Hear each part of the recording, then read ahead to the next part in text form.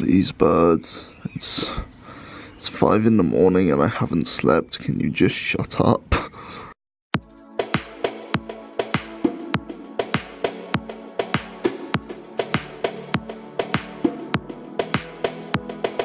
You're the little guy who keeps sitting up there every morning and chirping and hitting the plastic and the metal and whatnot and just causing so much noise. Yeah, that's right, you fly away. Hey all you Hillmaniacs, it's Hillmanator, and this week I couldn't be bothered to come up with 2 video ideas despite me saying that I was going to upload 2 videos. So I decided, hey, why don't I just split the first idea into 2 separate videos? That'll work and it won't feel like stretching my own stuff and whatnot. No, not at all. So this week we're going to be talking about the 5 things I least and most like about myself in general. Now, I figured we'd start off with the stuff I least like about myself, purely because we don't want to end the week with me going, ugh, this sucks. I don't like this. This is, nah. I think it'd be far more fun if we ended the week on a positive note. And as such, I figured we'd get all of the negativity out of the way right at the start. Also, I'm a pessimist, so this stuff was just easier to think of. Hurrah! With all that said, I guess we should start on the 5 biggest things that I don't like about myself. This is fine, letting all of the internet know my biggest insecurities. Yeah, this is fine. Not oversharing in the slightest. In case you're wondering why I'm looking over here every so often, it's purely because I have the list of what the things are, and yeah, I already half recorded this video earlier, only to realise that I had forgotten what they were partway through. So, good job me. And so the first thing I don't like about myself is my own kind of lack of emotional intelligence, I guess. So, as I've told you guys before many times, I am an analytical sort of guy. I think very logically, and as such, when someone comes to me with a problem, then rather than being consoling and being like, oh, I'm sorry, it's all going to be okay, the way my mind will work is, so, this is the problem. That's the solution right there.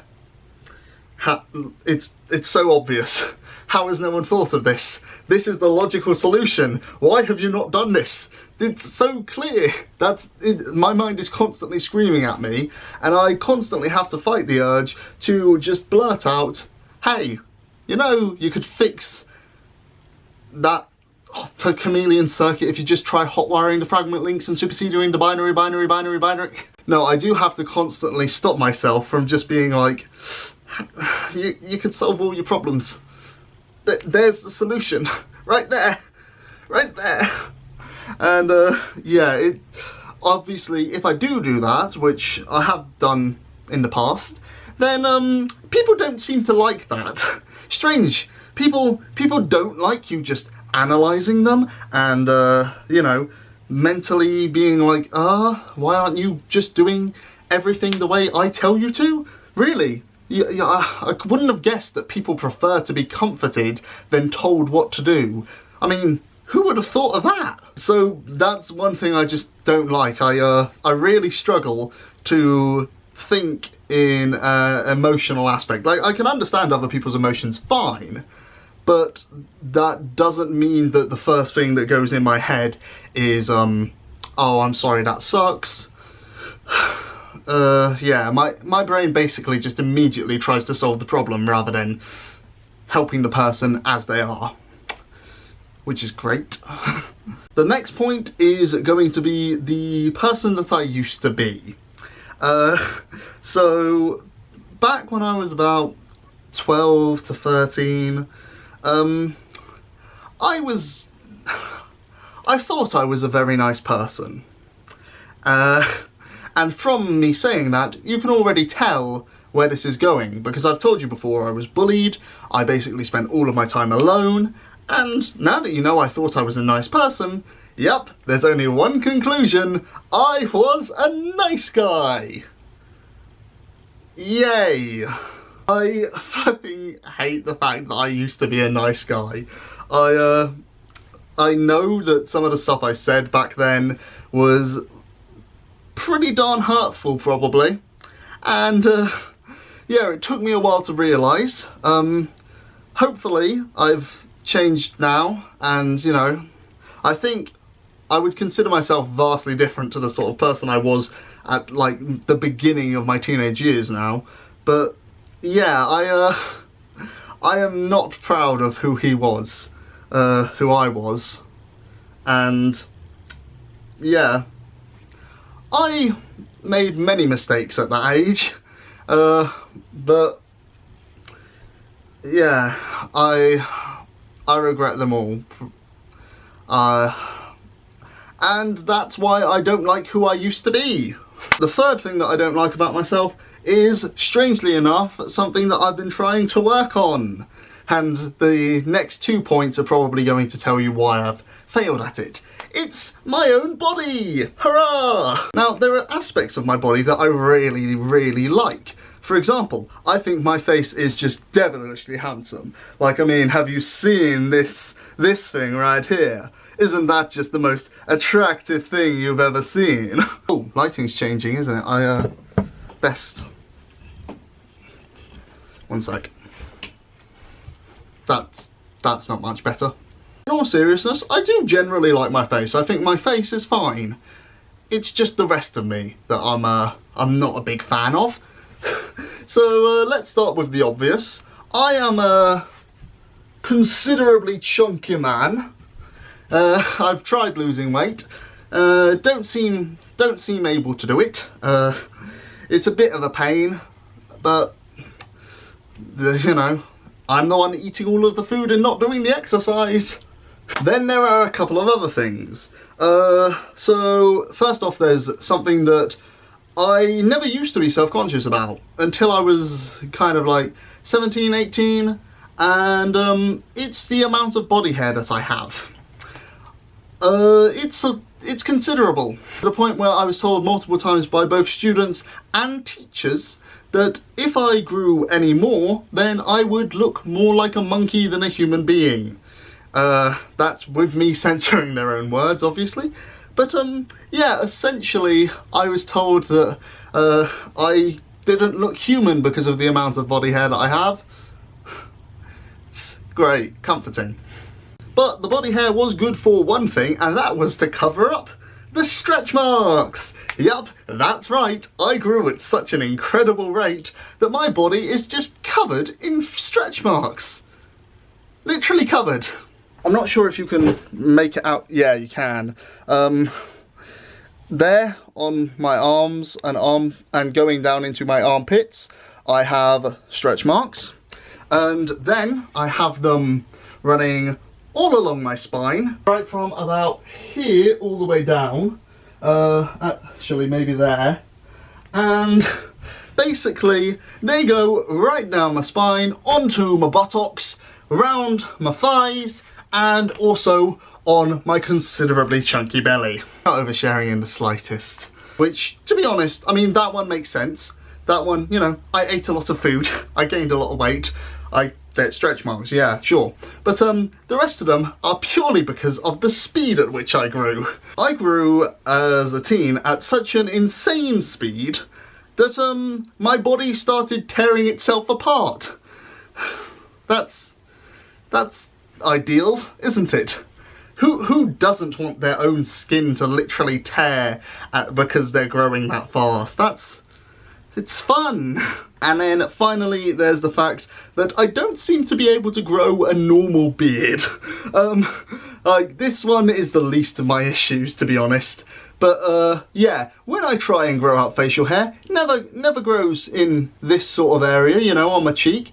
It almost exclusively grows right around here, on my chin and just below, giving me almost like a chin strap of hair, which isn't the best look in the world. I'm just putting it out there. Maybe not. Then there's that mess, which just, we all know that it's kind of crazy. But now we get into the last 2 points, which are basically the main reason why I haven't been able to improve on a lot of these other points. Hurrah! First one being something that I've complained about a lot in my videos: procrastination. I put everything off till the last minute because why would I do it now when I can do it then? Yeah, I'll just see. I can't function without some sort of deadline.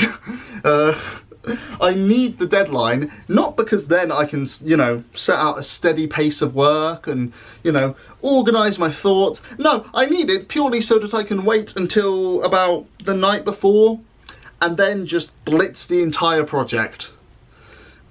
Yup, that's smart, isn't it? In fairness, I am getting steadily better on procrastination, but the problem with getting better at procrastination is that I keep putting it off. And finally, we get to the one which, it certainly has the most impact in my artistic life, sort of thing. And that would be that I have a constant internal war with myself between perfectionism and just not wanting to put any effort in. Yep, the perfect combination! So those of you who have worked with me in a drama piece or on my Welsh Baccalaureate, or basically any group project, will know that I am a stickler for detail. There was one occasion where me and my good friend Ben, I think you've seen him in one of my videos actually, he and me were working on a piece together. He and I was working on a piece together, and I got so obsessed over his pronunciation of this one word, and basically I spent the entire rest of that rehearsal training him to get this one word correct.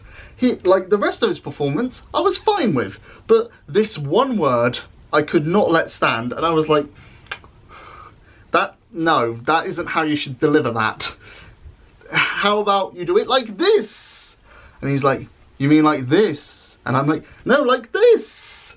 So yeah, literally we spent about an hour, maybe an hour and a half, with me just going, no, it's like this, and him going, like this. It was fun. Equally though, I don't like to put in a lot of work, which goes well with perfectionism, doesn't it? No, when I see a project, I look at it and I think, right, what is the easiest way to get the best result out of this? Why do you think my YouTube videos are so simplistic with all of the ums, ers and whats and you knows left in? Because if I was a professional, I would have learnt to not do that by now, but I can't be bothered because that takes work, and I don't want to put that in. Same thing is the reason why I haven't been able to progress much with guitar, piano, Japanese, or my scripts, or basically any project that I've started in the past 19 years of my life. As you can imagine, when you combine the complete utter lack of work ethic and someone who's a perfectionist, it means that once my project is done, I will have a moment where I will be like, ah, that was nice, that was easy, we got it done, it's over. And then I'll start hyper-analysing it and being like, this was wrong, why did we do that, that could have been so much improved, if I had spent a little more time on this. And yeah, I do that for literally everything. So that was my 5 biggest flaws, the 5 biggest things about myself that I do not like. Please, I do request that you don't use any of this information to hatch some nefarious scheme in which you plan to destroy the world or something. Although, if you do, just, you know, give me a bit of warning. Anyway, I am going to leave this video off here. I shall be back later on in the week to talk about the 5 biggest things that I do like about myself. And yes, I am going to go now because I just said the ending and now I'm rambling. Should have included that on the list. I ramble a lot too. Actually, there's quite a few things I could have included on the list. But hey, let's leave it here. Okay, thanks for watching all. I shall catch you next time.